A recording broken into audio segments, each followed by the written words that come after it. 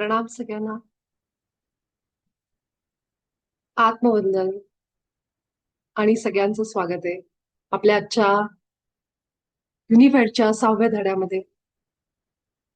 6व्या आठवड्यापर्यंत आपण सगळेजण पोहोचलेलो आहोत. हाऊ इज द जोश? सगळ्यांचा जोश कसा आहे युनिफेडचा? एक सत्र आपण घेणार आहोत आपला या आठवड्यामध्ये, जेव्हा आपण थोडं पुढे जाऊ, की काय वाटतंय, कसं वाटतंय, 6व्या धडा आपल्याला समजतोय का, काय काय अडचणी येत आहेत, हे सगळं लिहून घेताय ना तुम्ही? कारण जरी हे हा जो आपल्या धड्यामध्ये जे काही सांगितलंय हे आपल्याकडे आहे, पण आपले विचार खूप महत्वाचे आहेत. कारण जसं आपल्याला माहितीये की नुसतं पुस्तक वाचन नाही, तर आपल्या आयुष्यातले अनुभव आपल्याला आत्मसाक्षात्कार घडवतात. त्यामुळं तुम्ही पुस्तक ऐकत असाल, समजून घेत असाल, पण तुमची डायरी आणि पेन हे सोडायचं नाही. आणि इथून तर खरा प्रवास सुरू होणार आहे आपला, की आपण हे सगळं ऐकून घेणार, समजून घेणार, बाबाजी काय सांगतायत. एक एक आठवडा प्रॅक्टिस करणार. ते ते त्या गोष्टी अम, आपल्या हायर सेल्फला विचारणार, मग तो मार्गदर्शन करणार आपल्याला. मग हळूहळू ह्या गोष्टी आपल्या आयुष्यात रोज वापरायच्या. याच्यामध्ये असं अवघड असं तुम्ही असं मनात आणू नका की मी काय काय लक्षात ठेवू. ते खूप सिंपल आहे. समजून घ्यायला थोडंसं तुम्हाला वेळ लागेल, पण जेव्हा सराव करतो ना आपल्या आयुष्यात, की जेव्हा कधी माफ करायची वेळ येते कुणाला, कुणी अशी व्यक्ती कुणी अशी व्यक्ती आपल्या आयुष्यात येते आणि खूप त्रास होतो. आणि मग आता काय करायचं बाबा? मग आपण कुठेतरी एका कोपऱ्यात एखाद्या खोलीमध्ये ध्यान करत बसतो, नामस्मरण करतो, उपासना करतो देवाची, काहीतरी करतो की जेणेकरून आपल्याला मन शांत व्हावं. पण ह्या मार्गातून आपल्याला हे कळलं की अम, आता आपल्याकडे एक उपाय आहे, जो बाबाजी या धड्यात सांगतात. झालं आपल्या आयुष्यातल्या त्या त्या गोष्टींमध्ये ते सगळे उपाय वापरायचे. एकदम साधं की शांत बसायचं, हृदयावर जायचं, आपल्या आत्म्याला, उच्च स्व, हायर सेल्फ म्हणजे काय? आपला अंतरात्मा आहे, आपला आत्मा आहे. आपण सगळे जीव आहोत आणि त्याला आपण उच्च स्व नाव दिलं, कारण आपला आत्मा कसा आहे त्याला सगळं माहितीये. त्याला सगळं आत्मज्ञान म्हणतात ना, त्याला आत्म्याला सगळं ज्ञान आहे, कारण तो ईश्वरी रूपामध्ये आहे, त्याच्या गुणांमध्ये आहे. मग आपण त्याची मदत घेतोय आता, एवढाच फरक आहे. पण ते करायला आपल्याला हे वय आलं, आपली ही वेळ आली. कारण ते जे काही सगळे आपल्या जीवाचे आता अनुभव घ्यायचे होते ते घेऊन झाले. मी जेव्हा युनिफाईड करत होते, मी विचार करत होते ह्या जगात करोडो लोक आहेत, आपणच कसं काय युनिफाईड आत्ता करतोय आणि एवढीच लोक कसं काय करतायत? आत्मज्ञान तर सगळ्यांना पाहिजे, मग एवढीच लोक इथं का? मग तेव्हा जे पहिलं बाबाजींच्या धड्याची सुरुवात होती ना, की आत्मज्ञानाचे हजारो मार्ग आधी सुद्धा होते, आताही आहेत. अनेक योग संस्था आहेत, जी लोक भक्ती मार्गाने करतायत. असे अनेक मार्ग आहेत त्या आत्मज्ञानाकडे जाण्याचे. काही लोक योग करत असतानाच त्यांना साक्षात्कार होतो, त्यांना दिसतं, काय काय त्यांना जाणवतं, फील होतं, त्यांना स्वतःहूनच ते ज्ञान येतं. आपण ह्या रूपात आहोत, पण आपलं मूळ स्वरूप आपला आत्मा आहे, ज्याला कधी मरण नाहीये, ज्याला सगळ्याचं नॉलेज आहे. फक्त तो कसा असतो? तो फक्त बघत असतो. हा, हे काय काय करतीये ही खाली जाऊन, म्हणजे या शरीरात जाऊन काय काय करतीये. अच्छा, द्वेष फील करायचा, आता हिचा धडा काय पुढचा त्याला सगळं माहिती, आपली ब्लू प्रिंट असेल की काय काय धडे ह्या जन्मामध्ये घ्यायचे ते सगळं माहित असतं आत्म्याला. त्याप्रमाणे तो त्याचा जो प्लॅन आहे, सोल प्लॅन, तो तयार असतो. ब्लू प्रिंट म्हणतो आपण त्याला. त्यानुसार आपण सगळेजण आपल्या जर्नी करत असतो. मग ह्या जन्मामध्ये तुला काय अनुभव करायचे? बर, तुला फसवणूक अनुभव करायची. बर, तुला गरिबी अनुभव करायची. बर, तुला शून्यातनं सक्सेसफुल कसं व्हायचं हे अनुभव करायचे. बर, तू सक्सेसला आहेस, टॉपला आहेस, एखादा मोठा बिझनेसमॅन, अचानक तुझ्या शून्यावर यायचंय, राजाचा रंक, रंकाचा राजा, हे अनुभव करायचे का? ठीक आहे, चला त्याप्रमाणे आपण सगळ्या घटना लिहू, सिच्युएशन आणू, तशी पात्र तुझ्यासाठी मी निवडतो, आपण सगळं तसं तयार करू. आणि मग ती सगळी पात्र आपल्या कथेमध्ये, जसं काल आपण बघितलं, कॅरेक्टर म्हणून तयार होतात. कुणी विलन असतं, कुणी आपली जिवलग मैत्रीण असतं, कुणी आपले प्रेम करणारी लोक असतात. हे सगळे आत्मे आपल्याला एक एक धडे येतात. कुणी आपल्या मुलाच्या रूपाने येतं, आपण कुणाचे तरी वडील होतो, आई होतो, हे होतो. असे सगळे कॅरेक्टर आपण लिहून आणतो, जसे पिक्चर मध्ये आहेत.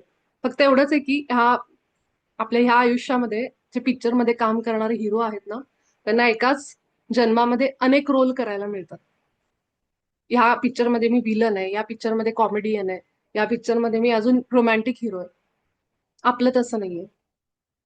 आपण इथं रोल करतो वेगवेगळे प्ले, पण एक अस्तित्व घेऊन येतो, आयडेंटिटी घेऊन येतो, की मी ह्या घरात जन्मले आणि इथून माझा प्रवास आहे. मग मी वेगवेगळे आपण क्षेत्र निवडतो, हे सगळं आपण करतो.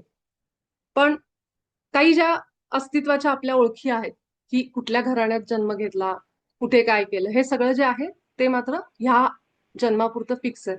मग तुम्हाला नवीन काही आयडेंटिटी घेऊन जन्माला यायचं असेल तर मग दुसरा जन्म आहे. तर त्यामध्ये तुम्ही अजून काहीतरी वेगळं डिझाईन करा, असा. तर त्यामुळं हे काही फार अवघड, कसं एकदा तुम्ही हे फक्त समजून घेतलं पहिल्यांदा, तेव्हा या गोष्टी थोड्या अवघड वाटतात. कारण आयुष्यात हे सगळं उतरवताना आपल्याला तीच आपली खरी कसोटी आहे, की इथं आपण लाख समजून घेऊ सगळं. हा मला समजलंय, आता काय ठीक आहे, काही गोष्टी पटतील नाही पटतील, पण जेव्हा अशा परिस्थिती आपल्या समोर येतात, तिथं आपण खरंच स्थितप्रज्ञ आपल्या आत्म्याप्रमाणे राहतो का? आत्मा कसा आहे? न्यूट्रल आहे. त्याला ना दुःख आहे ना सुख आहे, ना बुद्धी ना अहंकार ना चित्त, काहीच नाहीये. शिवोहम शिवोहम. मी फक्त शिवस्वरूप आहे. शिवस्वरूपाला ना दुःख ना सुख आहे. त्यामुळं समोरून माझ्याकडं सुख आलं तरी आत्मा न्यूट्रल आहे. भावना म्हणजे सगळ्यातनं बाहेर पडलेला मायेतनं. त्याला कशाचंच दुःख पण नाही आणि सुख पण नाही, असा आत्मा आहे. आणि जेव्हा आपण आत्मस्वरूपात जायचा असा विचार करतो, तेव्हा आपल्याला सुद्धा आयुष्यात दुःख आली तरी सुद्धा, आली तर आली, मी दुःखालाही न्यूट्रल आहे, रिॲक्शन नाहीये. सुखालाही मी रिॲक्शन देत नाही. असं माझं स्वरूप आपलं आहे का? जे जे आपल्याला ह्या जर्नीमध्ये शिकायचंय. हा जर्नी आहे, प्रवास आहे. त्यामुळे हे एका दिवसात होणार नाही आणि हे हळूहळूच आपण शिकणार आहेत, किमान समजून तरी घेणार आहेत. रोजच्या रोज सरावानी आपल्याला त्या गोष्टी जमतीलही. आणि जरी, म्हणून तर आहे ना, की जरी आपल्याकडनं काही वाईट कर्म घडली, तर ती कर्म आहेत. ती केवळ कर्म आहेत. त्याला आपण वाईट आणि चांगली कर्म हे आपण म्हणतो, कारण आपण द्वैतात आहोत.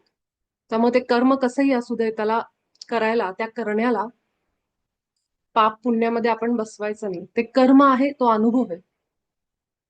त्याला जर मी म्हणलं की मी वाईट कर्म केलं बाबा, म्हणून मी मनात जर अपराधी भाव ठेवला, तर मग माझंच जे गिल्ट आहे, जो भाव आहे माझा अपराधी भाव, तो मला त्याचं फळ भोगायला भाग पाडतो, ज्याला आपण कर्माचं फळ म्हणतो. पण खरं तर तसं नाहीच आहे. आपण केवळ जर अनुभव, मी करते फक्त मला याचा अनुभव घ्यायचा असं म्हणून जर त्या इंटेन्शननी काम केलं, तर आपण त्याच्यातनं मुक्त आहे. आणि त्यातही जर आपण भगवंतावर, की मी माझ्या उच्च आत्म्याबरोबर एक आहे, असं जेव्हा म्हणते, तेव्हा भावामध्ये जेव्हा येते, तेव्हा तर मग अजूनच वेगळे अनुभव आहेत, की जे काही होत आहे तो माझा उच्च स्व माझ्याकडनं करून घेतोय. मग कुठल्या कर्माचं आपल्याला शिक्षा आहे? तोच करतोय ना सगळं. मी तर हाच भाव ठेवलाय मनामध्ये. समजतंय थोडं थोडं. तर ह्या गोष्टी थोड्या अजून आपण जसे जसे पुढे जाऊ तशा कळतील. पण 6व्या धड्यामध्ये ही सुरुवात झाली. 6व्या धड्यापासून आपल्याला आपल्या उच्च आत्म्याकडनं एक वेगळ्या प्रकारचं मार्गदर्शन आता मिळायला सुरू होईल. इतके दिवस आपण फक्त चेक करत, म्हणजे इतके दिवस आपण सत्य जाणून घेत होतो. गेले 5 आठवडे. पहिल्या विभागाचं नाव काय? आपल्या उच्च आत्म्याशी जाणीवपूर्वक संवाद करणे. त्याच्यामध्ये 7 धडे. ठीक आहे. 8वा धडा आपला रिव्ह्यू आहे, जो 8व्या आठवड्यामध्ये येईल. मग पहिल्या 7 धड्यांमध्ये आपण काय शिकतो? आपल्या उच्च आत्म्यासोबत जाणीवपूर्वक संवाद करणे. पहिल्या धड्यात प्रेमाबद्दल आपण माहिती घेतली, की आपण सगळे प्रेमतत्वामध्ये आहोत, ईश्वरी स्वरूपात आहोत. हृदयात केंद्रित व्हायचं आपल्याला, कारण हे जे हृदयातलं प्रेम आहे, ते आपल्याला आपल्या उच्च स्व सोबत जोडतं.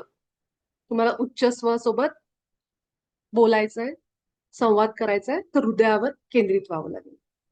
तिथूनच त्या प्रेमालाच फील करत आपला उच्च आत्मा आपल्याशी जोडला जातो आतून. म्हणून हृदयावर केंद्रित व्हायचं. आतलं धडधडणारं, ती स्पंदनं, हार्टबीट, ही शांतता आणि ते प्रेम बाहेर सगळीकडे पसरणारं ज्या दिवशी आपण फील करतो, जर अजून तुम्ही तो अनुभव हळूहळू येईल तुम्हाला, आणि जेव्हा तुम्ही तो सराव करता, खरोखर आज जाऊन जेव्हा तुम्हाला ते प्रेम फील होतं ना, त्या क्षणाला तुम्हाला जाणवेल उच्च आत्मा मला क्लिअरली समजतो माझ्याशी जोडला गेलेला. कारण तो त्या प्रेमामध्येच आपल्याला बोलतो. जेव्हा आपण त्या भावनेत, त्या स्पंदनांमध्ये व्हायब्रेट होत असतो आपण, त्या प्रेमाच्या भावनेमध्ये. आणि ही अनुभव करण्याची गोष्ट आहे. त्यामुळं रोज हृदयावर केंद्रित होण्याचा जो आपला सराव आहे तो सुरू ठेवायचा.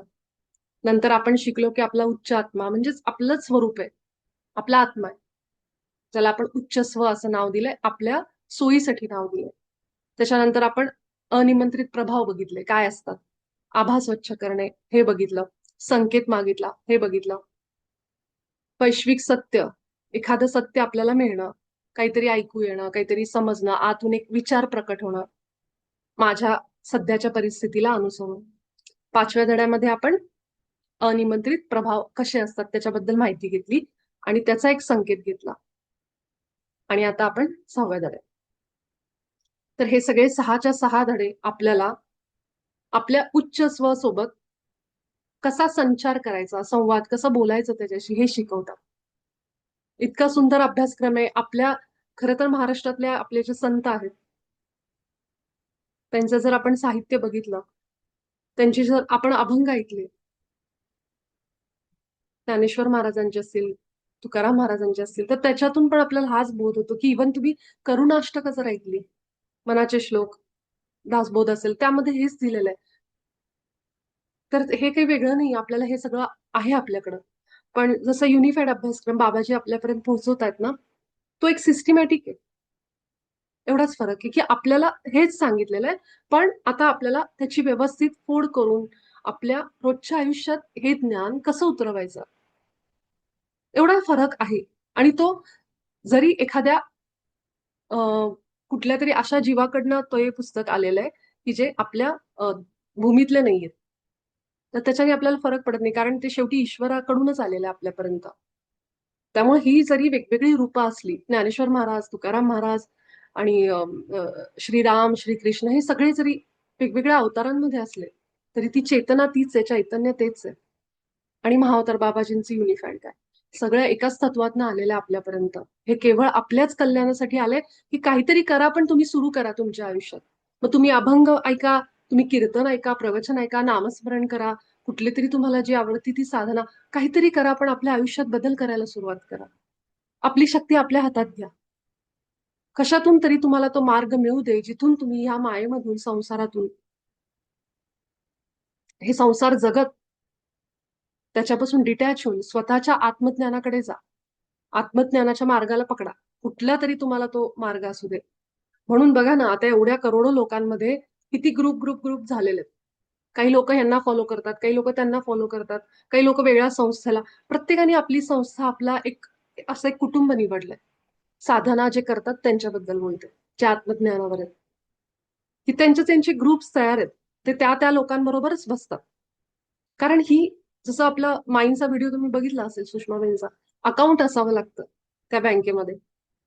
मग ती लोक तिथे येतात. आपल्या सगळ्यांचं अकाउंट एकाच ठिकाणी. म्हणून आपण महाअवतार बाबाजींच्या प्रकाशात आहोत, त्यांच्या मार्गावर. आर्ट ऑफ लिव्हिंगचे लोक त्या मार्गावर असतात.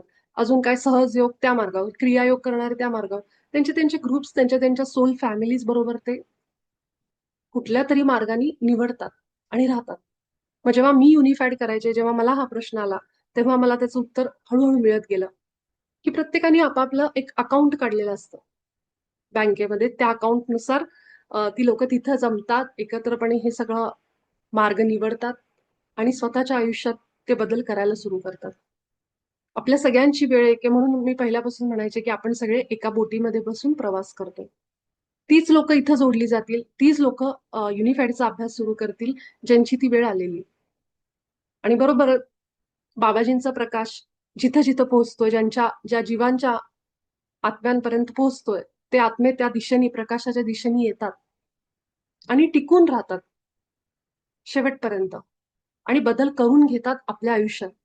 कारण आपल्या आयुष्यात बदल कुणीही करत नाही, केवळ आपण करू शकतो. मी कुणालाही म्हणू शकत नाही, की तू माझं प्लीज काहीतरी हे काम कर, जसं आपण बाकीची कामं, तू प्लीज माझ्या आयुष्यात काहीतरी मला बदल करून दे. नाही, ते केवळ आपला आत्मा त्याच्या आत्म्याच्या आत्मज्ञानाच्या प्रकाशामध्ये आणि असे मास्टर बाबाजींसारखे त्यांच्याच मार्गदर्शनात आपण करू शकतो. साहजिक आहे हे करत असताना एक सत्संग म्हणा, एक स्वाध्याय म्हणा, यासाठी तुम्ही जरूर आज जसं आपण ते कीर्तन ऐकलं रोहिणीताईंचं, तशा प्रकारे व्हिडिओ जरूर ऐका. ते पण आपल्याला मदत करतात, की नेमकं हे पुस्तक आणि आपल्या संतांचं साहित्य वगैरे हे कसं आपण जोडू शकतो. त्यातल्या पण ज्या गोष्टी घ्यायच्या त्याच गोष्टी घ्यायच्या. कारण ते जे सांगितलेलं असतं, ते तिथं असणाऱ्या लोकांना अनुसरून. समजतंय? आता आपण जे आहोत, ते आपण वेगळ्या मार्गावर आहे. त्यामुळं काही गोष्टी जरी त्यामध्ये असतील, तर त्यातल्या त्याच घ्यायच्या, ज्या आपल्या ह्या मार्गामध्ये उपयोगी पडतील. हां? तर मी आज सत्र सुरू करण्यापूर्वी महावतर बाबाजींचे आणि पितामहांचे खूप आभार मानते. माझ्या उच्च स्वचे आणि तुमच्या सगळ्यांच्या उच्च आत्म्याचे आभार मानते. आणि बाबाजींना पूर्णपणे समर्पित होऊन आजचं सत्र तुम्ही माझ्याकडून करून घ्या, हीच प्रार्थना करते. आमच्या सगळ्यांकडून करून घ्या.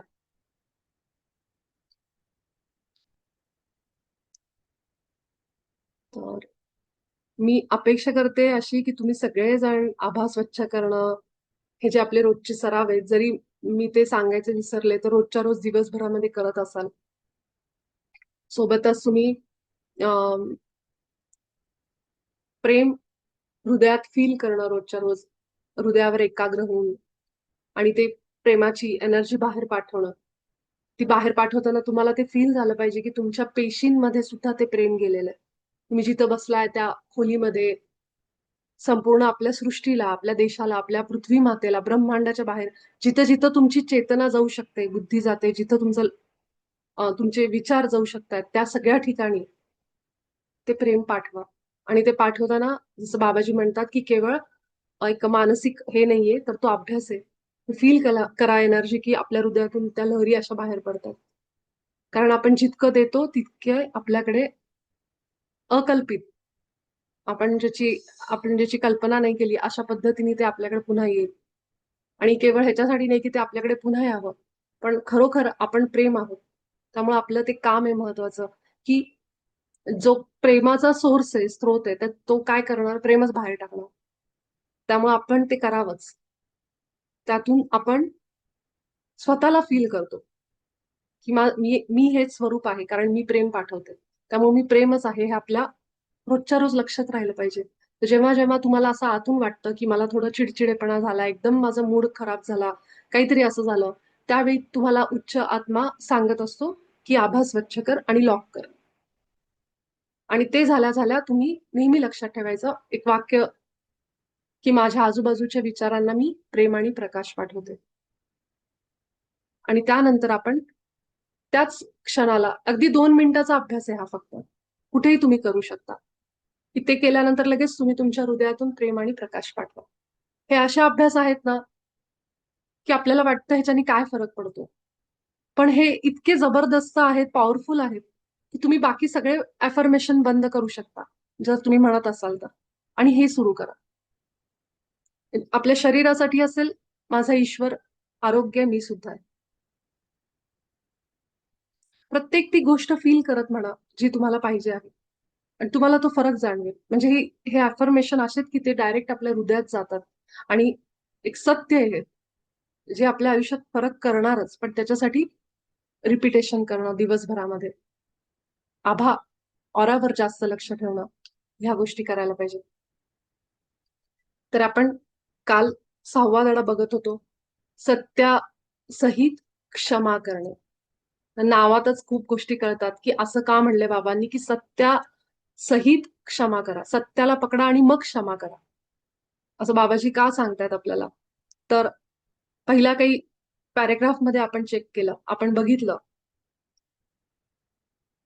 की आपण प्रेमाचा तो गोड सरबत जे म्हटलंय, की त्याची चव घेण्यासाठी आपण ह्या शरीरामध्ये आलोय. त्यामुळं बाबाजी आपल्याला म्हणतात, की क्षमा जे आहे ना, ते कुठेही असं म्हणायचं नाही त्यावेळी, कुणालाही क्षमा करताना. की तुम्ही माझ्यावर अन्याय केलाय, माझ्या लक्षात होतं इतके दिवस. आपण एखाद्याला बोलतो ना, जाऊ दे आता मी विसरले, तू माझ्याशी असं वागला.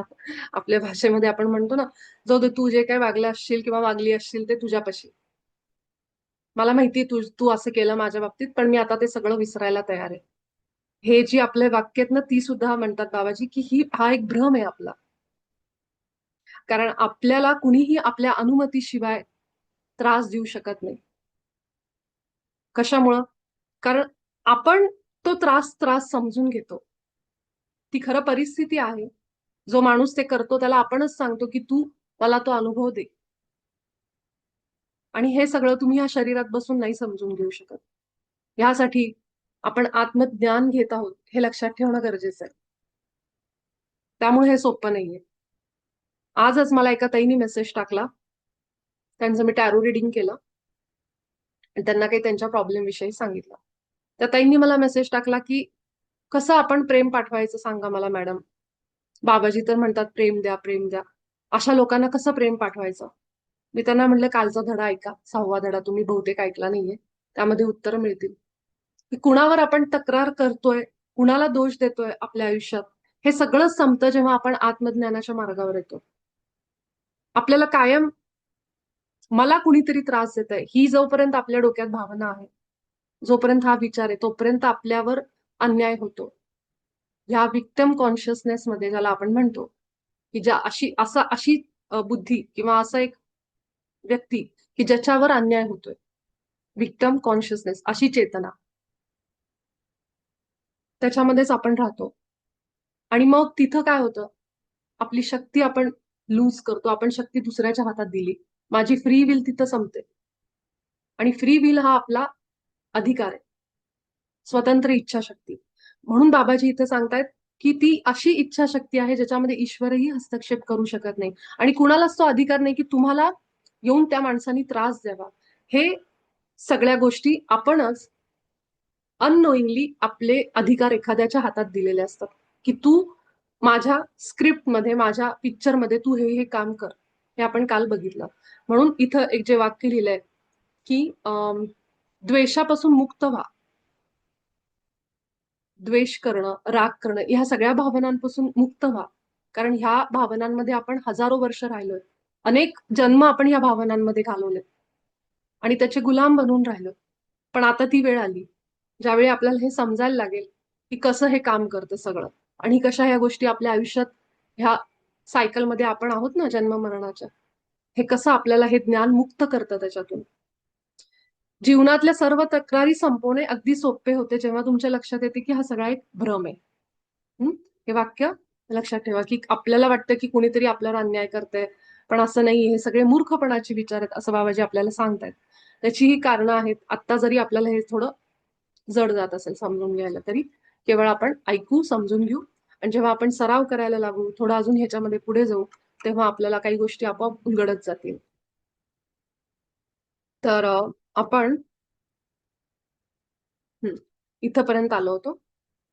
आसावरी ते वाचताय तुम्ही? आज भाग्यश्री नाहीये. हो, चालेल ना. हा, दिसतंय ना तुम्हाला? वाचते. होय होय, व्यवस्थित. इथून वाचाय बघा, एक मिनिट. इथून इथून इथून वाचा. ओके. खाली घेते. हा. हं. आता आयुष्यात ज्यांच्याबद्दल तुमची नाराजी आहे, अशा सर्व विलक्षण व्यक्तींना मनात आठवा. ते आई वडील, बहीण भाऊ, मित्र, नातेवाईक किंवा अनोळखी व्यक्ती असू शकतात, ज्यांची नावे देखील तुम्हाला माहीत नाहीत. प्रत्येक व्यक्तीसाठी क्षमा करण्याची ही वाक्ये म्हणा. तुम्ही हे शब्द वाचा. महत्वाची गोष्ट म्हणजे त्या शब्दांना हृदयात अनुभव करा.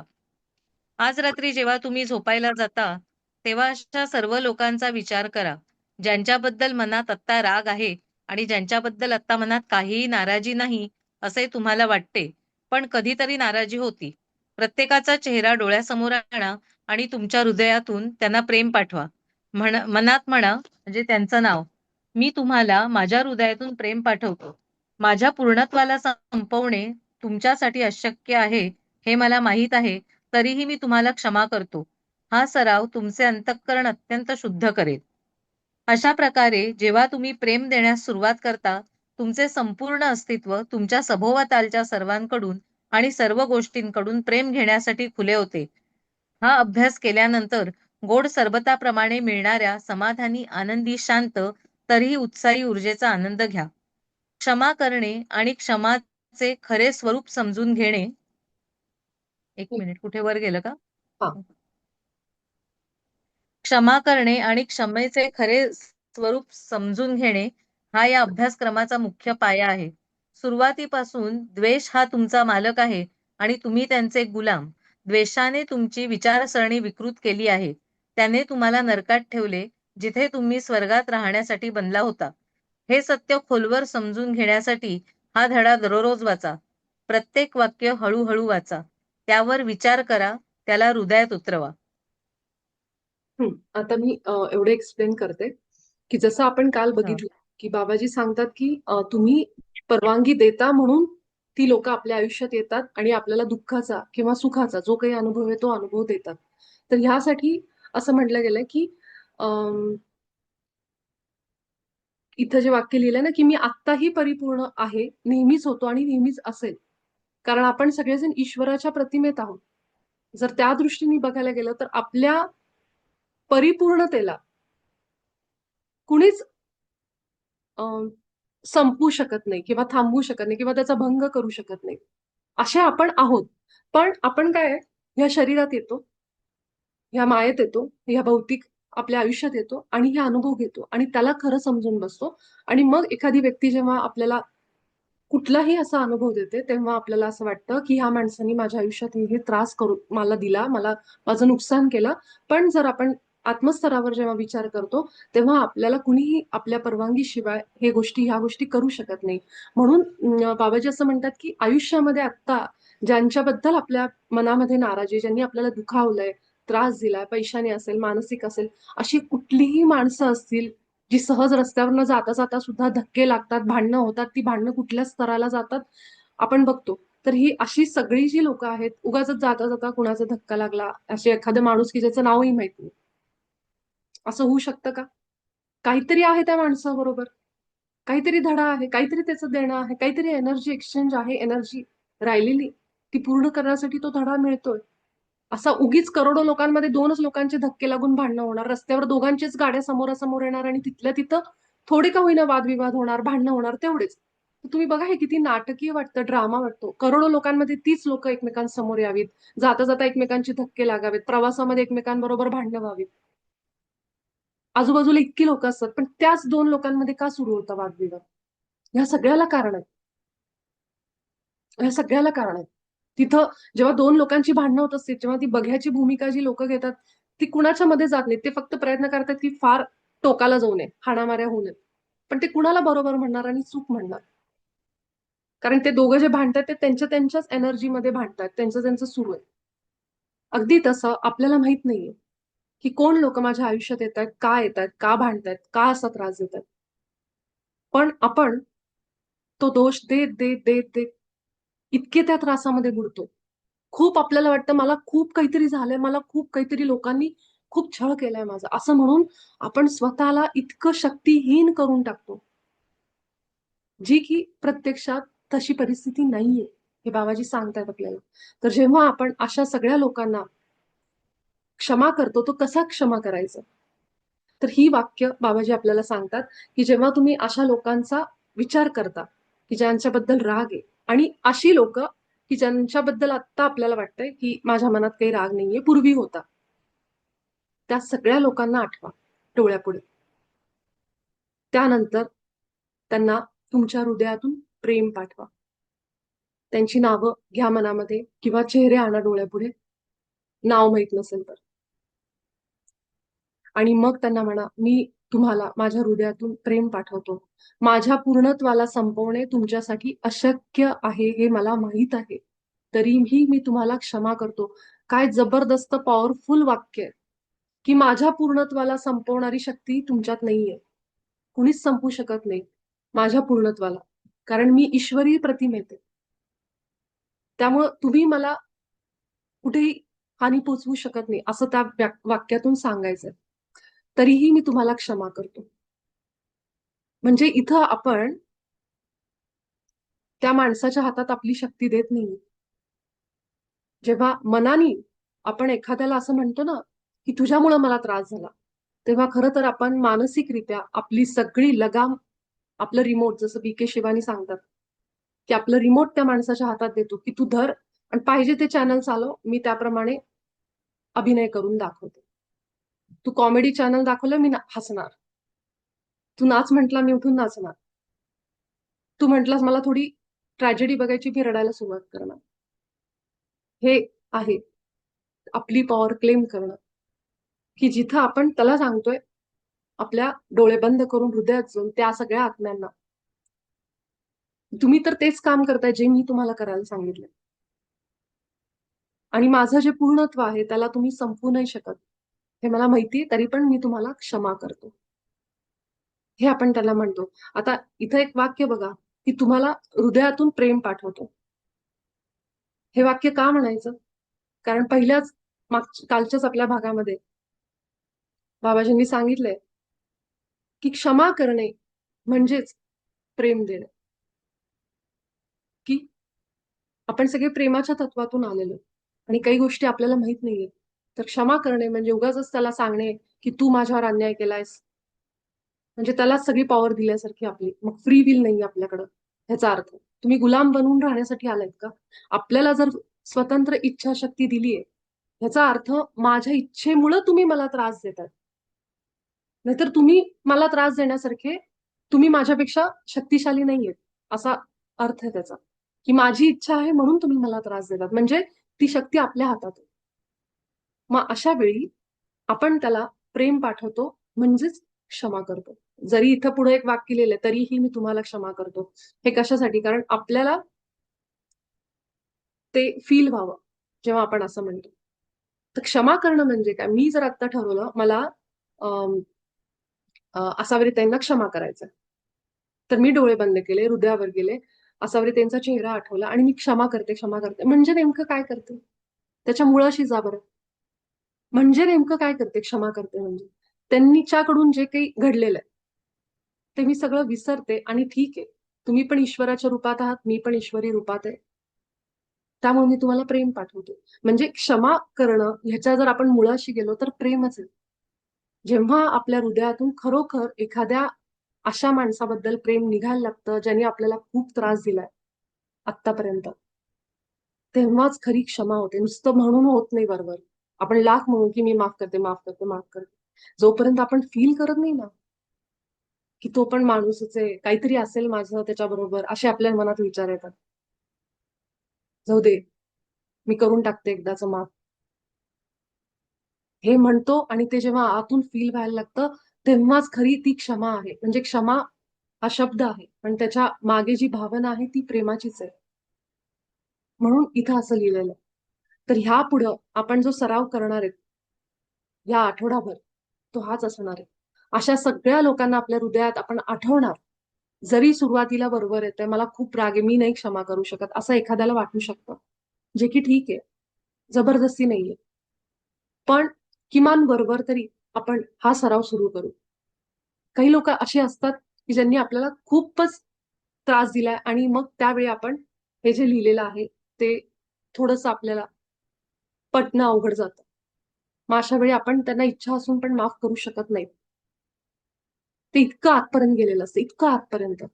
अनेक वेळा आम्ही बघितलं आमच्या सेशन्समध्ये वगैरे, म्हणजे ते मागच्या जन्मापासून ते इतके ट्रॉमा असतात आतमध्ये, की ते बाहेरच निघत नाहीत.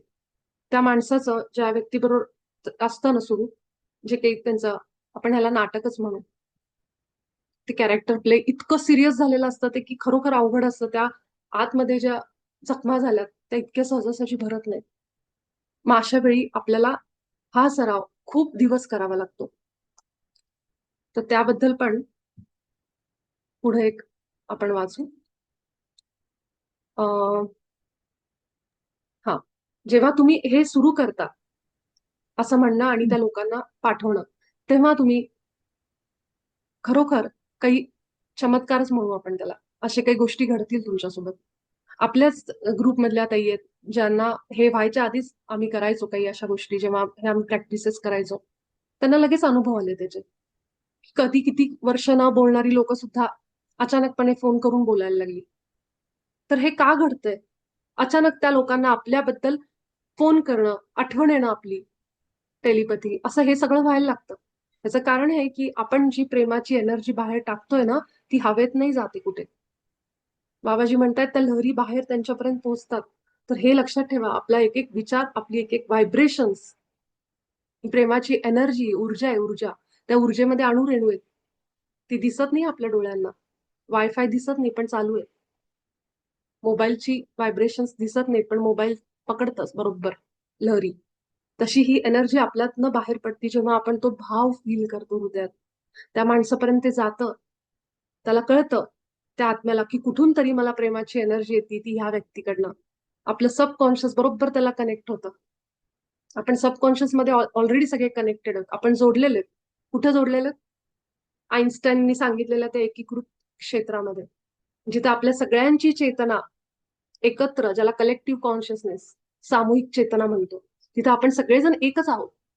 फक्त इथं वेगळे वेगळे. त्यामुळे माझा एक विचार कुठेही फिरू शकतो आपल्या सगळ्यांमध्ये. आपल्या ध्यानाच्या ग्रुपमध्ये जे जे लोक जे विचार करतात ना, ते सगळे फिरतात. कालच जेव्हा मी एक उदाहरण देत होते, तेव्हा एका ताईंनी मला लगेच मेसेज टाकला की मी अगदी त्याच वेळेस तेच माझ्या डोक्यात होतं जे तुम्ही बोललात. सेम हे आहे, सामूहिक चेतना याप्रमाणे काम करते. एक एक विचार सगळीकडे फिरतो. त्यामुळे जेव्हा आपण हा सराव करत असू ना, तेव्हा तुम्हाला अनेक अनुभव येतील. आणि जेव्हा आपण प्रेम पाठवायला लागतो, तेव्हा आपल्या सगळ्यांकडं एक समाधान, एक आतमध्ये शांतता, एक आनंद आणि उत्साही ऊर्जा आपण अनुभव करतो स्वतः. कारण आपण ती एनर्जी बाहेर टाकतोय.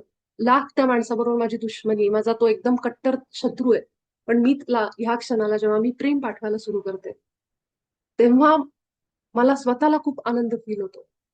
एक हलकं झाल्यासारखं वाटतं. एक बर्डन फ्री आयुष्य मी जगते. आणि हे अनुभव तुम्हाला येतील जेव्हा तुम्ही हा सराव सुरू कराल. क्षमा करणे आणि क्षमाचे खरे स्वरूप समजून घेणे हा अभ्यासक्रमाचा मुख्य पाय आहे. नक्की करणार. बघा, की आपण म्हणतो की क्षमा करणे आणि क्षमाचे खरे स्वरूप हे लक्षात घ्या. सुरुवातीपासून द्वेष तुमचा शत्रू आहे, सॉरी, द्वेष तुमचा मालक आहे आणि तुम्ही त्याचे गुलाम आहात. आणि त्यामुळं आपली जी विचार करायची पद्धती ती द्वेषानेच भरलेली आहे. कुणाचं चांगलं काही होत असेल, आपल्या मनात तो येतोच द्वेष विचार. फार कमी लोक अशी असतात जी त्या भावनेमध्ये नसतात. पण जेव्हा आपण सुरुवातीला, म्हणजे ह्याच्यात त्यांचा दोष आहे असं नाही की ज्या लोकांच्या मनात द्वेष येतो, कारण ती जडणघडणच तशी असते. त्यामुळं ती एक विचारसरणी बनते की ह्या पद्धतीनेच विचार करायचा. कुणाचं काही चांगलं होत असेल, अशा पद्धतीनेच विचार होत असतो नॉर्मली. त्याच्यात चूक बरोबर मला ह्याच्यात जायचं नाही, पण ती एक विचारसरणी बनली, ज्याबद्दल इथे म्हटलं की ती एक विकृत अशी विचारसरणी आपली झालेली ऑलरेडी. आणि त्यामुळे आपण नरकात राहिल्यासारख्या यातना, की द्वेषात राहणं म्हणजे काय? तिरस्कार, जेलसी म्हणजे काय? की कुणाचं जर चांगलं झालं आणि मला द्वेष वाटला खूप त्या व्यक्तीचा, तर कुणाला त्रास होतो? त्या माणसाला का मला? मला त्रास होतो ना. मग कोण नरकात आहे? त्या माणसाचं तर सगळं चांगलं आहे, मला त्रास होतोय. लाकूड जळतं म्हणतो ना आपण, तर त्या पद्धतीने आपण नरकात आहे. म्हणून जिथं आपण स्वर्गात राहायला पाहिजे, आपण चांगल्या समृद्ध ईश्वरी आयुष्यात राहायला पाहिजे, पण केवळ द्वेषाच्या भावनेमुळे आपण हे विसरून बसलो आणि स्वतःला त्रास करून घेतो आतल्या आत, की ह्याचं कसं चांगलं झालं, असं कसं काय झालं. आणि हा धडा तुम्हाला रोज वाचायचा आहे, हळूहळू. या पूर्ण आठवड्यामध्ये हा धडा रोज वाचा. तुम्ही प्रत्येक वेळेस जेव्हा हा धडा वाचाल, तेव्हा तुम्हाला नवीन काहीतरी असं वाचल्यासारखं वाटेल की अरेच्या, हे बरोबर आहे, किंवा हे मला आठवलं. हे अशा गोष्टी होतात जेव्हा आपण व्यवस्थित एक एक वाक्य या धड्यातली नीट वाचायला लागतो. त्यामुळं कसा द्वेष आपल्या आयुष्यात काम करतो, कसा राग आपल्या आयुष्यात काम करतो. प्रत्येक वेळी द्वेषच असेल असं नाहीये, कुठली दुसरी सुद्धा भावना असू शकते. जेव्हा आपण क्षमा ह्याबद्दल विचार करतो, अशा लोकांबद्दल ज्या लोकांनी आपल्याला त्रास दिला असं आपल्याला वाटतंय, आपल्या आयुष्यामध्ये असलेल्या अशा सगळ्या लोकांबद्दल, त्या बाबतीत द्वेषच असेल असं नाहीये. इथं फक्त त्यांनी द्वेषाचं उदाहरण दिलंय. पण ह्यामागे कुठलीही भावना असू शकते, की कुणीतरी आपल्याला दुखवलंय, कुणीतरी आपल्याला फसवलंय, हे पण असू शकतं. द्वेष फक्त एक उदाहरण म्हणून इथं दिलेलं आहे, की फसवणूक असू शकते. कुणी आपल्याला मानसिक, शारीरिक त्रास देत असेल ते असू शकतं. तर हे सगळ्या गोष्टी ह्यामध्ये दिलेल्या आहेत. किंवा आपण एखाद्याला खूप प्रेम दिलेलं आहे, पण त्याच्या बदल्यात तसं प्रेम माझ्या वाट्याला आलं नाही. हां, आपण म्हणतो ना, आम्ही खूप केलं यांच्यासाठी, पण ह्यांच्याकडून आम्हाला तसं काहीच मिळालं नाही एखाद्या माणसाकडनं रिटर्नमध्ये. ते सुद्धा रागच आहे ना, की त्या माणसाने मला केलं नाही. हा पण एक राग आहे, जो आपण मनात धरून बसतो अनेकानेक वर्ष, की मी एवढं केलं, मी एवढा पैसा दिला, मी एवढं हे केलं, पण ह्या माणसाने मला नाही दिलं बदल्यात. हे सुद्धा आपल्याला इथं लक्षात घ्यायचं आहे. असे सगळे फॅक्टर्स, असे सगळे गोष्टी ज्या आपल्याला एखाद्याबद्दल मनात राग, द्वेष, त्रास धरून ठेवायला मदत करतात. अनेक वर्ष आपण हे धरून बसतो. कितीतरी कुटुंब तुटतात, नाती तुटतात ह्या सगळ्या गोष्टींमुळे. पण हे सगळ्यांना पटेलच असं नाहीये. म्हणूनच ह्या कोर्समध्ये, अशा अभ्यासक्रमांमध्ये फार कमी लोक टिकतात. कारण त्या जीवांना अजूनही या गोष्टी समजून घेता येत नाही आणि पटत नाही, की असं असू शकतं. कारण ते ज्या परिस्थितीत असतात, ह्याचं उदाहरण मी पण आहे. मी जेव्हा युनिफॅट करत होते, तेव्हा जेव्हा मी हे ऐकत होते, वाचत होते, मला नव्हत्या पटत काही गोष्टी. कारण जो तो ज्या परिस्थितीत असतो तिथून ह्याच्याकडे बघतो, या सत्याकडे. त्यामुळे त्याला वाटतं की हे असं शक्यच नाहीये. आणि ती परिस्थिती जी असते, ते जे डोक्यात चालू असलेले विचार असतात, ज्याला आपण अनिमंत्रित प्रभाव, ते ह्याबद्दल एक सराव करू देणं, प्रयत्न करू देणं, ते सुद्धा करू देत नाही. आपलं मन मानायलाच तयार होत नाही, की असं काही असू शकतं म्हणून. की आपण त्या लोकांना बोलवणार आहे. आपण त्यांना म्हणणार, की माझ्याशी इतकं वाईट वागा. तुम्ही त्रास द्या मला. हे आपण नाही मान्य करत. पण हे सगळे आपले संत, आपले सगळे सद्गुरू हे सगळं जगले. त्यांना हे सगळं माहित होतं. म्हणून तर ज्ञानेश्वर महाराजांच्या आयुष्यात जो भयानक छळ त्यांचा झाला, कुठेतरी त्यांच्या मुखातून असं आलं, कुणाबद्दल राग, द्वेष, त्रास, ते सगळे आत्मसाक्षात्कारी होते. ते त्या अवस्थेला पोहोचले होते. सेल्फ रिअलाइज सोल अवतारच होते ते. आणि ते आले केवळ मानव कल्याणासाठी. पण त्यांच्या त्या चरित्रामधून, त्या वागण्यामधून आपल्यासारख्या सामान्य बुद्धीच्या लोकांना काय कळतं, की एवढे सगळं होऊन सुद्धा, त्रास होऊन सुद्धा, आज इतकं काही झालं तर लोक पोलीस कंप्लेंट करायला जातात. होतं की नाही? जरा काही भांडणं झाली, रस्त्यावर काही हात धक्का लागला, हे झालं, गाड्यांचं हे काय झालं, की ते कुठल्या कुठे जातं प्रकरण. ज्ञानेश्वर महाराजांची तर पूर्ण कुटुंबावर, त्यांच्या भावंडांना त्रास दिला गेला. म्हणजे पोळ्या वगैरे करण्यासाठी त्यांना त्या पाठीवर करून, म्हणजे किती भुकेने व्याकुळ, सगळं सगळं त्यांनी सहन केलं त्यांच्या आयुष्यात. कुठे कुणाबद्दल, समाजाबद्दल, ज्या लोकांनी त्रास दिला त्यांच्याबद्दल राग होता? काहीच नाही. असं कसं काय असं होऊ शकतं? इतके इतकं प्रेम हृदयामध्ये, की त्यांनी विश्वासाठी मागावं पसायदान. म्हणून आपले संत जे आहेत, महाराष्ट्र भूमी जी आहे, तिथं जन्म घेणंच खरं मुळात भाग्य आहे. की ही सगळी आपल्याला संत साहित्य मराठी असल्यामुळे आपण वाचू शकतो, समजून घेऊ शकतो. अनेकही आहेत, हिंदी पण आहेत, इतर भाषिक पण आहेत. पण आपलं भाग्य असं की सगळे विठोबाच्या, त्या परमात्मा विठ्ठलाच्या भक्तीमध्ये एवढे हे झालेले की त्यांना काहीच नाही संसाराचं, आणि ते केवळ त्याच्यासाठी जन्म, की त्यांचं आपण चरित्र आणि त्यांचं जीवन बघून शिकावं, की कसं असतं एखादा सेल्फ रिअलाइज सोल, म्हणजे हे आत्मज्ञानाने भरलेला अवतार व्यक्ती कसा असतो. नाहीतर केवळ जर ज्ञानेश्वर महाराजांनी जन्म घेतला नसता आणि केवळ असं पुस्तक कुणाच्या तरी, तू मी सांगतो तू लिही, लोक म्हणली असती, हे कुठं जन्माला आलेत, आम्ही सगळं भोगतो, ह्यांना काय माहिती संसारात काय त्रास आहे, ह्यांना काय माहिती, तुम्ही नुसतं शिकवता आम्हाला पुस्तकात मध्ये लिहून. त्यांनी स्वतः जन्म घेतला, स्वतः सगळं सहन केलं. तुकाराम महाराज असतील, आपले सगळ्याच संतांचं चरित्र बघा. प्रत्येकाला त्रास आहे. आपल्या सद्गुरूंना किती त्रास झाले. प्रत्येक सद्गुरू अशाच खडतर आयुष्यामध्ये कशासाठी? त्यांना त्यांच्याकडे एवढं त्यांचं ज्ञान, एवढं त्यांचं हे होतं की कुठेही आरामात, ऐशआरामात आयुष्य ते निवडू शकले असते.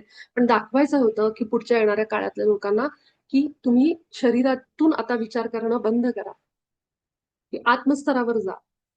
आता हे जे बदल आहेत, हे जे ऐकल्यानंतर, बघितल्यानंतर ठराविक लोकच बदलतात ह्याच्यातनं. बाकी आहे तसं त्यांचं चालू आहे. त्यांची वेळ जेव्हा येते त्या आत्म्यांची ती येते. पण जी लोक याप्रमाणे वागायचा प्रयत्न करतात, एक स्टेप पुढे जातात, प्रयत्न करतात, त्यांना त्याचे रिझल्ट दिसतात म्हणजे दिसतात. कारण मुळातच हे आत्मज्ञान तुमच्या गुरूंचे आशीर्वाद, तुमची आतापर्यंतची पुण्याई ह्याच्याशिवाय येतच नाही. तुमच्यापर्यंत पोहोचतच नाही ते. आणि आलं तर आपलं जीव घेत नाही ते. मी हे सगळं म्हणजे आपण तयार होत नाही. ते सगळं ऐकून समजून पुढे त्याचा सराव सुरू ठेवायला, अभ्यास सुरू ठेवायला. तर ह्याप्रमाणे जेव्हा आपण प्रेम पाठवायला लागतो, तेव्हा आपल्याला आतमध्ये शुद्धी जाणवायला लागते. आणि कुठल्या ना कुठल्या रूपाने आपल्या जीवनामध्ये तो आनंद, ती शांतता, ते समाधान आलेलं तुम्हाला जाणवेल. ह्या धड्यादरम्यानच माझ्यामध्ये खूप बदल झाले आणि मी ते फील करत होते.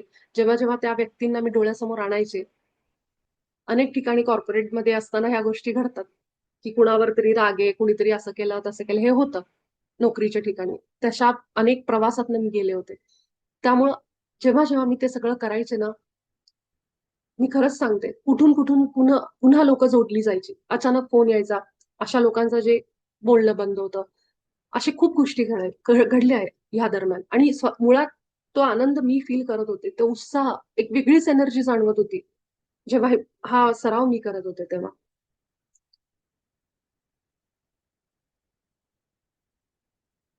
हा, असा रीती एवढं एक वाचा. मला वाटतं एवढंच पेज आहे. ओके. या आठवड्यात तुम्ही तुमच्या उच्च आत्म्यासोबत अधिक विशिष्ट संचार सुरू करणार आहात. आतापर्यंत तुमचे संवाद सृष्टी निर्मितीचे स्वरूप आणि तुम्ही त्या रचनेत कसे योग्य स्थानी आहात या सत्यासंबंधित होते. या आठवड्यात जेव्हा तुम्ही हृदयात लक्ष केंद्रित करत तुमच्या उच्च आत्म्यासोबतचा सुरक्षा संकेत मिळवल्यानंतर म्हणा, माझ्या उच्च स्व, ज्यांना मी क्षमा करायचे आहे त्या व्यक्तींची नावे आज मला सांगा. मग शांत होऊन बसा आणि ती नावे तुमच्यापर्यंत येऊ द्या. ज्याचे नाव तुम्हाला माहित नाही किंवा आठवत नाही, अशा एखाद्या व्यक्तीला माफ करायचे असल्यास तुम्हाला फक्त त्या संबंधित घटनेचे वर्णन मिळेल. तुमच्यासोबत पेन आणि वही ठेवा. प्रत्येक नाव लिहा, जेणेकरून तुम्ही तुमच्या शांत कालावधीनंतर तुम्ही प्रत्येकाला क्षमा करू शकता. असे या आठवड्यात दररोज करा. तुम्हाला असे जाणवेल की कोणत्या तरी एका व्यक्तीला तुम्हाला दररोज क्षमा करण्याची गरज आहे, किंवा एका सरावानंतरच कदाचित तुम्हाला असेही वाटेल की एखाद्या व्यक्तीला रोज क्षमा न करता एकदाच क्षमा करण्याची गरज आहे. हे सर्व मार्गदर्शन तुमचा उच्च स्व तुम्हाला देईल, त्याचे पालन करा. या आठवड्यात देखील तुमच्या इच्छेनुसार तुमच्या आभा मंडळातून अनिमंत्रित प्रभाव बाहेर काढणे सुरू ठेवा. आणि जेव्हा तुम्ही गर्दीत किंवा आजार किंवा नकारात्मकतेच्या जवळ जाल, तेव्हा तुमची आभा बंद करा. जेव्हा जेव्हा तुम्ही याबद्दल विचार करता, तेव्हा प्रत्येक व्यक्ती आणि प्रत्येक वस्तूला हृदयातून प्रेम पाठवा. हा अभ्यास आता तुमच्या दैनंदिन जीवनाचा भाग आहे. साप्ताहिक धड्यांमध्ये त्यांचा उल्लेख असो वा नसो, आतापासून हे अभ्यास दररोज केले पाहिजेत. इथे आपला धडा संपतो.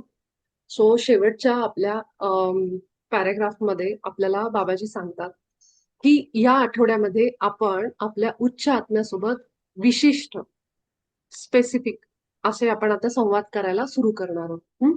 आतापर्यंत जे बघितलं आपण 5 धड्यांमध्ये, त्या 5ही धड्यांमध्ये आपण सृष्टीचं निर्मिती कशी झाली, प्रेमापासून झाली. सगळ्याच्या मागे धुळीचा कण असेल किंवा मनुष्य असेल किंवा काहीही असेल, त्या प्रत्येक कणामध्ये, अणुरेणूमध्ये, कारण प्रत्येक धुळीचं कण म्हणा, वायू म्हणा, अग्नी म्हणा, हे सगळं जे काही बनलंय ते अणुरेणूंनी बनलेलं आहे. आणि ते प्रत्येक अणुरेणू जेव्हा एकत्र येतात तेव्हा ते सॉलिड फॉर्म मध्ये आपण त्याला एनर्जी म्हणतो. म्हणजेच की ह्या मोबाईलमध्ये असंख्य अणुरेणू आहेत, त्याच्यानी हे घन रूप घेतलेलं आहे याचं. तर ही पण ऊर्जाच आहे प्रत्येकामध्ये. तर जसं आपण बघितलं की सगळ्या गोष्टी प्रेमातून निर्माण झालेल्या आहेत. आपण सुद्धा आणि सगळं सगळं काही निर्जीव सजीव सगळं. म्हणजेच आपण 5 आठवड्यामध्ये आपण बघितलं की सृष्टी निर्मिती कशी झाली, कुठल्या तत्वापासून सृष्टीची निर्मिती झाली, आणि आपण आपलं सत्य काय. आपण ईश्वरी स्वरूपात आहे. आपल्याला फक्त हेच भौतिक शरीराचं माहिती आहे. हे सगळं आपण बघितलं. म्हणून लिहिलंय की ह्या रचनेमध्ये तुम्ही योग्य स्थानी आहात ह्या सत्यासंबंधी. की आपण योग्य स्थानी म्हणजे काय, की आपल्याला वाटतं की माझं शरीर इतकंच आहे, माझं इतकंच आहे, पण ह्या संपूर्ण सृष्टीशी आपण कसे जोडलेले आहोत, प्रेमाने जोडलेले आहोत. त्यामुळे मला जर सृष्टीशी बोलायचं असेल, मला पृथ्वी मातेला जर बोलायचं असेल, मला झाडांना बोलायचंय, मला पक्ष्यांना बोलायचंय, तर कशाने बोलायचंय? हृदयातून, प्रेमाने. त्यांना प्रेम पाठवतो आपण ना. प्रेम पाठवणं म्हणजे काय? आपण त्याच्याशी जोडले जाणं. बोललो मग आपण, हीच भाषा आहे असं इथं सांगितलं जातंय. म्हणून हे सगळं आपण ऐकलं. आता या आठवड्यामध्ये जेव्हा आपण हृदयामध्ये लक्ष केंद्रित करतो आणि पहिल्यांदा आभा स्वच्छ करायची, लॉक करायची, ईश्वरासोबत एक व्हायचं. हे 2-3 सराव कायमच ठेवायचे. ईश्वरासोबत एक झाल्यानंतर मग आपल्या उच्च आत्म्याला सुरक्षा संकेत मागायचा. म्हणजे मी माझ्या उच्च आत्म्यालाच फोन लावलाय, रॉंग नंबरला नाही, अनिमंत्रित प्रभावाला नाही. ह्याची खात्री करण्यासाठी आपल्याला जो काही संकेत मिळतोय तो संकेत आला की समजायचं माझं आणि माझ्या उच्च आत्म्याचंच बोलणं सुरू आहे, तिसऱ्याचं नाही. ते मिळाल्यानंतर म्हणजे खात्री झाली की मी माझ्या उच्च आत्म्याबरोबर आहे, फिक्स झालं, मग विचारायचं की हे उच्च स्व, जे काही नाव आहे ते, तू मला सांग की मी कुठल्या माणसांना माफ करायचंय आज. मग शांत होऊन आपल्या हृदयावर एकाग्र होऊन बसायचं. ती नावं आपल्याजवळ येतात. कधी येतात? खोलवर आपण हृदयात जातो आणि पहिलं प्रेम फील करायला लागतो. थोडी शांत होतो हृदयावर आपल्या. तेव्हा ती नावं तुम्हाला अगदी आत आत गेल्यानंतर तुम्ही म्हणता ना, की मला ती नावं सांग, ती नावं तुमच्या समोर यायला लागतील. बरोबर ते आतून फिलिंग येईल की ह्याला माफ करायचंय, ह्याला माफ करायचंय, ह्याला माफ करायचंय.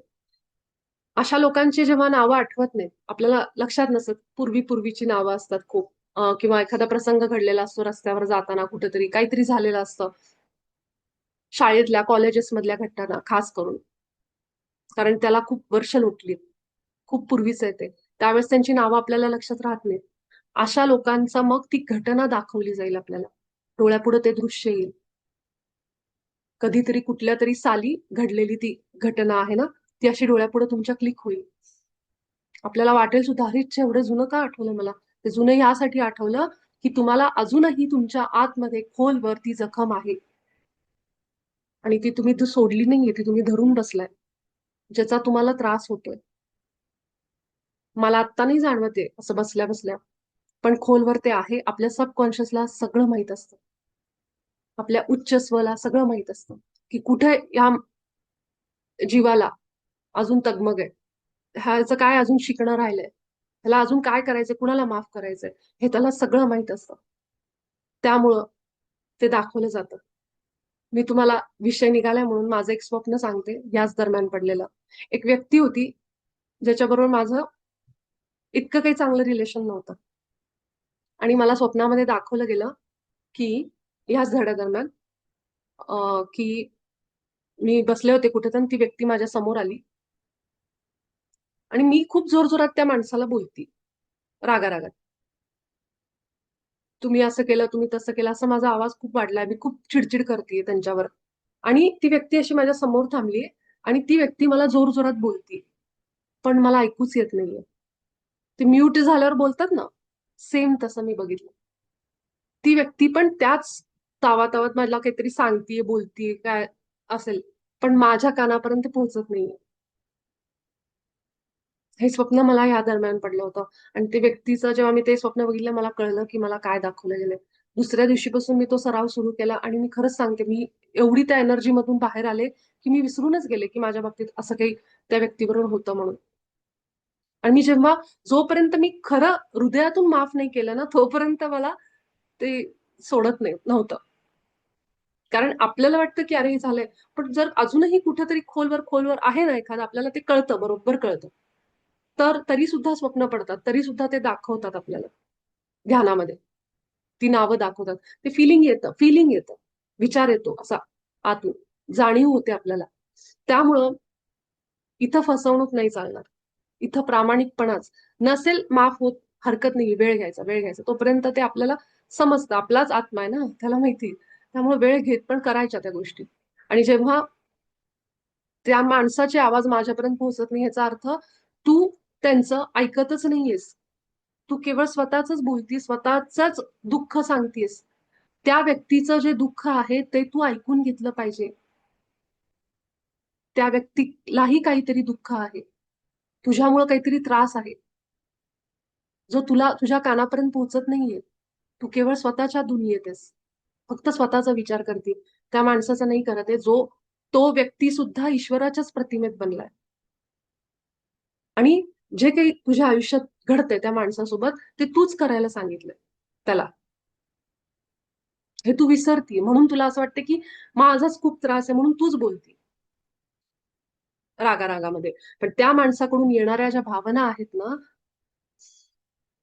त्या पण समजून घे. आणि हे समजून घे की तू तयार केलंय हे सगळं. हे मला क्लिअरली जे म्यूट झाल्यासारखं ते व्यक्ती बोलत होता जोरजोरात. त्या मला त्या स्वप्नामध्ये हे समजलं. मी ते स्वप्न लिहून घेतलं डायरीमध्ये आणि मी त्याच्यावर काम केलं. आणि आता मी जेव्हा ते घडलं ना, जेव्हा मी तो सराव केला, अभ्यास केला, रोजच्या रोज मी त्या व्यक्तीला समोर आणायचे, त्याला म्हणायचे असं, मी तुला माफ करते, मला माहिती तू हे नाही करू शकत, तू मला नाही हानी पोचवू शकत, मी सांगितल्यामुळेच तू इथं आलेलं आहे, हे सगळं म्हणायचे मी. आणि मग त्यानंतर मला आतपर्यंत जाणवलं की आता मला काही राग नाहीये.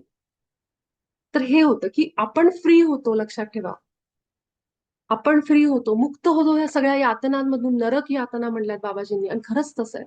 मेल्यानंतर कुठे स्वर्ग आणि कुठे नरक कुठे बघितलाय कोणी? जे काही आहे ते आत्ता इथं पृथ्वीवर ह्याच क्षणाला आहे.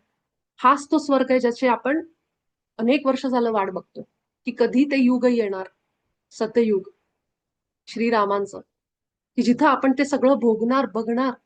हेच ते युग आहे ज्याची बद्दल बोललं जात आहे, की तुम्हीच तुमच्या आयुष्यात हे बदल करू शकता विचारांनी. आणि मला जर अजून नरकात राहायचंय, द्वेषात राहायचंय, त्रासात राहायचंय, जरूर. तो सुद्धा फ्री विल आपल्याकडे आहे. त्याच्यामध्ये कुणी हस्तक्षेप नाही करू शकत. जर हा मार्ग मिळालाय, सांगितलं गेलंय, पण मी ठरवलं की नाही, मी तर काय हे मान्य करत नाही, मला जे जगायचं मी जगणार, मी नाही कुणाला माफ करणार. तर मग आपण स्वतःहून आपल्या हाताने नरक निवडतो आणि त्या द्वेषात, त्या रागात, त्या निराशेतच जगतो आणि स्वतःच्या शरीरावर स्वतःला खूप त्रास करून घेतो. तर हा पूर्णपणे चॉईस आपल्याला दिलेला आहे. इथं कुठेही कुणाला जबरदस्ती नाहीये. त्यामुळे आपण जेव्हा बसतो, तेव्हा जे काही आपल्याला सांगण्यात येतं, ज्या व्यक्तींची नावं येतात, ती प्रामाणिकपणे करायला सुरुवात करायचं. भलेही सुरुवातीला बरोबर येत असेल, पण तो सराव सुरू ठेवायचा. हं? या आठवड्यामध्ये तुम्हीही जेव्हा करत असाल, तेव्हा काय होईल, एखाद्या वेळी ना दररोज आपण सराव करणार. तेव्हा असं होईल की काही लोकांना ना सारखी नावं, रोज त्यांचा चेहरा दिसतो. कारण त्या लोकांबरोबर जास्त घनिष्ठ असते आपली शत्रुत्व. त्यामुळं रोज माफ करून करून करून सुद्धा त्यांची नावं परत येतात किंवा ते चेहरे दिसतात. पण काही लोक अशी असतात ना की जी एकदाच येतात आपल्या समोर. त्यांना माफ केलं ना की पुन्हा ती येत नाही. म्हणजे त्या माणसाचं आपलं सॉल्व झालंय. आपला अकाउंट क्लोज झाला आता त्या माणसासोबत, हे समजायचं. आणि ज्या लोकांचं सारखं सारखं येतंय, अजूनही मला आतमध्ये ती फिलिंग जाणवते की मला अजून पूर्ण क्षमा नाहीये, पूर्ण क्षमा नाही, ह्याचा अर्थ त्यांचं आणि माझं अकाउंट अजून ओपन आहे. ह्या पद्धतीने हे काम करतं, खूप काम करतं. तुम्हाला खूप अनुभव येतील याच्यामध्ये. हे सगळं आपल्याला उच्च आत्मा दाखवतो, त्याचं पालन करायचं की काय काय आपल्याला सांगतोय, कारण हे सगळं आपल्या भल्यासाठी, आपल्या मुक्तीसाठी. एवढं लक्षात ठेवायचं. कारण इथं तुम्हाला बघणारा, मार्क देणारा, हा आज केला का, ह्याला माफ केलं का, तुम्हाला किती किती मार्क मिळणार, हे असलं आपलं करायला कोणी नाही. जे काही आहे ते आपणच आहोत. आपणच स्वतःला मार्क देणार, आपणच सेल्फ अनालिसिस करणार इथं सगळं. कारण मला माझ्या आयुष्यात बदल करायचे. म्हणून या आठवड्यात देखील तुमच्या इच्छेनुसार आभा मंडळातून अनिमंत्रित प्रभाव बाहेर काढणे सुरू ठेवा, इच्छेनुसार. म्हणजे जेव्हा जेव्हा आतून मला कॉलिंग येईल, मला असं वाटेल की मला चिडचिड होती, मला काहीतरी होतंय, त्यावेळेस इमिजिएटली न थांबता आभा बंद करायची, लॉक करायची. गर्दीत जाता, आजार किंवा नकारात्मकतेजवळ जाता, तेव्हा आभाची प्रॅक्टिस सुरू ठेवायची. जेव्हा जेव्हा आपण आभा स्वच्छ आणि लॉक करतो तेव्हा तेव्हा प्रेम आणि प्रकाश पाठवायला विसरायचं नाही. आणि आजूबाजूच्या विचारांना प्रेम प्रकाश हे पण करायचं, की आपली आभा तर झालीये पण ते विचार इथंच असतात जवळ. म्हणून म्हणायचे की मी माझ्या जवळ असणाऱ्या सगळ्या विचारांना सुद्धा प्रेम प्रकाश पाठवते. हे आपले दिनचर्येचे भागच झाले पाहिजे. जसं आपण खातोय झोपतोय अगदी त्याप्रमाणे ह्या नैसर्गिक क्रियेमध्ये हे सराव आणायचे बाबाजींचे. तेव्हाच आपण जगतो. नाहीतर नुसतंच 2 दिवस केलंय, 2-3 वेळा केलंय नाही. आपल्याला ते येतं. आपला उच्च स्व तर ह्याच्यासाठी अगदी आतुर असतो, की आपण हे कधी आपल्या आयुष्यात सगळं आणू. तो अलार्म जसा असतो ना मोबाईलवर, तसा असतो आपला उच्च स्व. कुठे चाललं बघा तुम्ही, लक्षात बघा. तुम्हीच बघा, हे ऑब्झर्व करा. हा प्रयोग म्हणून बघा. आता ह्याच्यानंतर तुम्ही जिथं खाली गेलात फिरायला, 4 बायका असतील, कोणी भेटले असतील तुम्हाला. इमिजिएटली त्यातलं जर कोणी असं असेल, की जे तुमच्यासाठी हिताचं नाहीये, असा व्यक्ती किंवा ते जे काही सांगतोय किंवा त्याचा जे काही असेल विचार, इमिजिएटली तुम्हाला आतून कॉल येईल. आभास स्वच्छ करा, लॉक करा. तेव्हा करायचं, कारण ते आपलं सुरक्षा कवच आहे. ते घातल्याशिवाय कुठंच जायचं नाही. त्याला लॉक लावूनच जायचं, की आपल्या उच्च स्वला सोडून बाकी सगळ्यांसाठी आभा बंद करते. हे म्हणायचंच गर्दीत, कुठल्याही नकारात्मक ठिकाणी जाताना, हॉस्पिटल्स, कुठेही जाताना हे म्हणायचं आणि मगच बाहेर पडायचं. बघा तुम्ही, प्रत्येक धड्याच्या शेवटी बाबाजींनी ह्याची आठवण केली. हे खूप महत्वाचं आहे कारण. आणि प्रेमप्रकाश पाठवणं आपण रात्री करतच असाल. ईश्वरासोबत एक होणं. त्यामुळे इथं दिलंय की साप्ताहिक धड्यांमध्ये त्याचा उल्लेख असो किंवा नसो, हे अभ्यास रोज केले पाहिजे. आपल्या आयुष्याचा एक भाग बनवायचा यांना. मग आपल्याला त्याचे बदल दिसायला लागतील. तर ह्याप्रमाणे हा धडा इथे संपतोय. तर आपल्याला ह्या आठवड्यामध्ये काय काय करायचं लक्ष घ्या. आपल्याला त्या सगळ्या लोकांना आपल्या डोळ्यापुढे बोलवायचं. त्यांची नावं असतील, नाव घेऊन तुम्ही त्यांना म्हणू शकता, की मी तुला प्रेम आणि प्रकाश पाठवतो. आणि त्याला हे म्हणायचं सोबतच, की माझ्या पूर्णत्वाला संपवणं तुझ्यासाठी अशक्य हे मला माहितीये. तरीही मी तुला क्षमा करतो. किंवा तुम्ही ह्या वाक्याऐवजी असंही म्हणू शकता, की मला हानी पोहोचवणं, मला नुकसान पोहोचवणं तुझ्यासाठी अशक्य. हे सुद्धा वाक्य म्हणलं तरी चालेल. तरीही मी तुला क्षमा करतो. म्हणजे आपण सांगायचं, की माझी शक्ती माझ्याकडे आहे. ते सामर्थ्य तुझ्यात नाहीये, की तू मला त्रास देऊ शकशील. तरीही मी क्षमा करते. म्हणून हे वाक्य दिलेलं आहे. तर हा सराव असा म्हणायचा आणि मग त्यांचे चेहरे, मग आपल्या उच्च स्वला मागायचं. मग उच्च स्वला जेव्हा आपण मागतो, की ती नावं सांग मला, त्यावेळी पहिलं आपले जे रोजचे नियम आहेत ते करायचे सराव. ईश्वरासोबत एक होणं, आभास स्वच्छ करणं, लॉक करणं, हे सगळं. आणि आपल्या उच्च स्वचा सुरक्षा संकेत मागणं. अजूनही ज्यांना सुरक्षा संकेत मिळाला नाहीये, त्यांनी केवळ आभास स्वच्छ करा, लॉक करा आणि मग तुम्ही म्हणा, की त्या व्यक्तींची नावं सांग ज्यांना मी क्षमा करायची.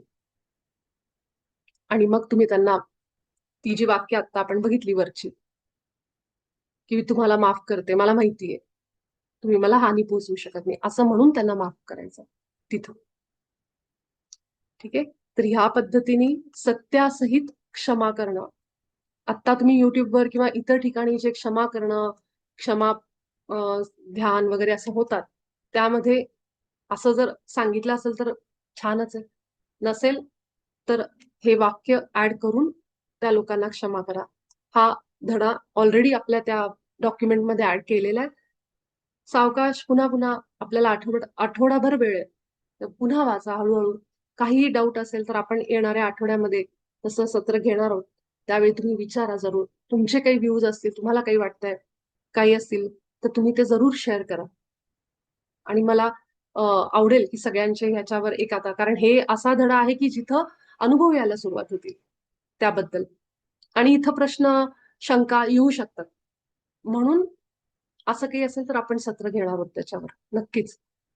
तर ह्याच नोटवर आपण आजचं आपलं सत्र थांबू आणि आपण सगळेजण भेटू उद्याच्या सत्रामध्ये. तुमच्या सगळ्यांचे अनेक आभार, प्रेम आणि प्रकाश तुम्हाला. शुभरात्री.